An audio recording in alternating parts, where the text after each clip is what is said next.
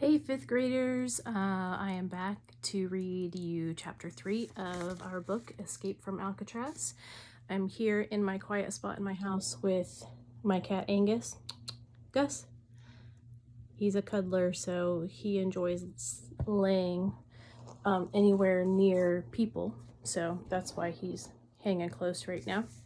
All right, so in chapter 2, we learned a lot more about some of the prisoners who had been part of the escape plan and like where they had come from before, other prisons they had been in, and what they were in trouble for. So chapter 3 is called Down the Wrong Path. Frank Morris kept mostly to himself. He didn't talk much, didn't share his thoughts with others, not unless it would help him. He could be charming when it served his purposes, or stay under the radar. Highly intelligent, he was a loner, and in many ways he always had been. Morris was an only child. His mother was 16 when she gave birth to him in 1926, and his father was a fugitive who had long since left her. Morris spent time in orphanages and foster homes until he finally ran away around age 11. To get by on his own, Frank became a thief. He spent most of his youth in juvenile detention centers. There, he learned how to be cunning and how to survive as a prisoner.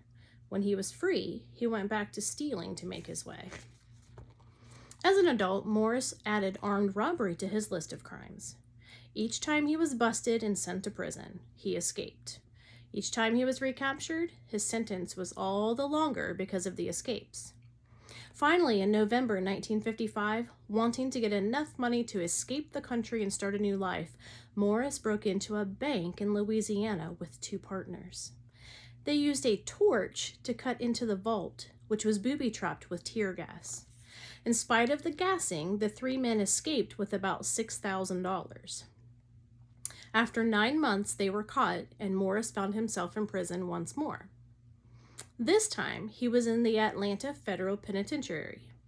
Morris quickly got involved in a plan to escape, but the guards figured out something was up and searched Morris's cell. There they found a set of lockpicks. After a stint in segregation, Morris got involved in another plan.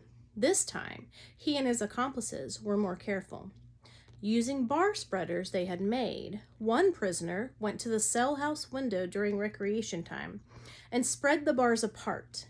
When it was Morris's turn to slip through the opening, the entire window came loose and crashed to the floor, attracting the attention of the guards. By that time, Morris had escaped so many times, or tried to escape, that authorities decided a big change was needed, and so they sent him to Alcatraz. The Anglin brothers were a lot louder and more outgoing than Morris. They came from a southern family with 13 or 14 children and grew up working as farmhands. They were poor, but the family worked hard. Their parents were described as honest, but poverty led the children to drop out of school and leave home looking for work to support the family. The family moved to the small town of Ruskin, Florida during World War II. By this time, J.W. and Clarence were in their early teens. They were only a year apart in age and had grown very close. They'd also become prone to adventure and trouble. They began to steal, but when they were caught, they were always quick to confess. The brothers also loved to swim. When the family went to Michigan in May to work as cherry pickers, the boys would swim in Lake Michigan no matter how cold it was. Sometimes there was even ice in the water left over from the winter. The young Anglin boys also built boats out of any scraps they could find. Perhaps their skills of swimming in frigid water and building boats came in handy years later. As teens, the boys got into trouble for theft and breaking and entering. They wanted money for fancy clothes and dates, and they became quite skilled at busting into service stations after hours to steal cash and goods to sell. They avoided violence, but while they had a knack for crime, they had very little skill for getting away with it. Things got more serious when Clarence and another brother, Alfred, were arrested in 1951 for a burglary in Florida. They were adults now and sentenced to 4 years in state prison. 6 months later, the 2 brothers escaped from a road camp where they'd been working. It was the first of many escapes for both of them. they set into a pattern of committing a burglary, enjoying a short spree, getting arrested and sentenced, and breaking out. In January 1958, J.W. got together with Clarence and Alfred, both of whom had broken out of prison and were in hiding. The three of them had wives or girlfriends and all needed money. Naturally, they planned a bank robbery. For the first time, they would stage a daring daytime robbery using a real-looking toy gun. They targeted a bank in Columbia, Alabama. J.W. sat outside in the getaway car while Alfred and Clarence went in. Holding the pistol, Clarence convinced the bank president to fork over more than $20,000 in cash and traveler's checks. Then the men hid out in Ohio with their wives and girlfriends. They were caught 5 days later. Because the money in the bank was insured by the U.S. government, they had committed a federal crime on top of a state crime. The conviction was for armed robbery, even though the gun was fake. These factors meant stiff penalties for the brothers. Clarence and Alfred received a total sentence of 40 years, and J.W., the driver, received 35. They weren't bad guys, J.W.'s former girlfriend said. They were just dirt poor. Bad guys or not, the men were sent to federal prisons to do their time. All three went to the Atlanta Federal Penitentiary at first, but officials thought it best to separate Clarence from Alfred since the two had escaped so many times together before. So Clarence was transferred to Leavenworth in Kansas. Officials thought Alfred posed the greatest risk, so they moved J.W. out of Atlanta as well and into Leavenworth. Reunited again, Clarence and J.W. immediately began plans to break out.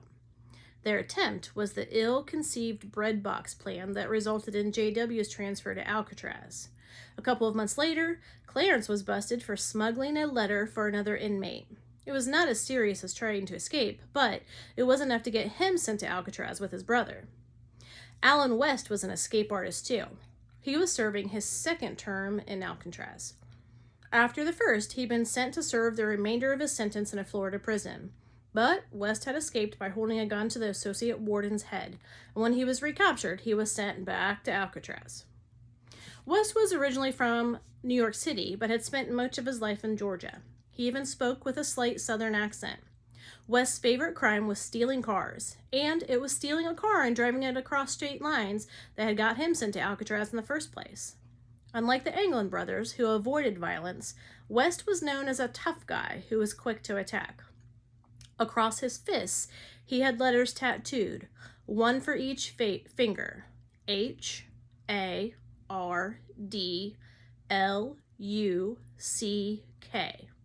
Spells hard luck. In many ways, West was the key to the escape. He'd been in Alcatraz the longest, since 1957, and he worked maintenance jobs. The jobs allowed him access to many areas of the prison, so he could paint bars or walls, sweep up dust, or make minor repairs. While doing these jobs, West had cased much of the facility, and he was a talker. It was West who had told Morris about the missing fan motor in the ventilator shaft, putting the whole plan into motion. So now we know a little bit more about these guys and how they're starting to plan their escape. So, hope you enjoyed that chapter. I'll see you for chapter 4. See ya!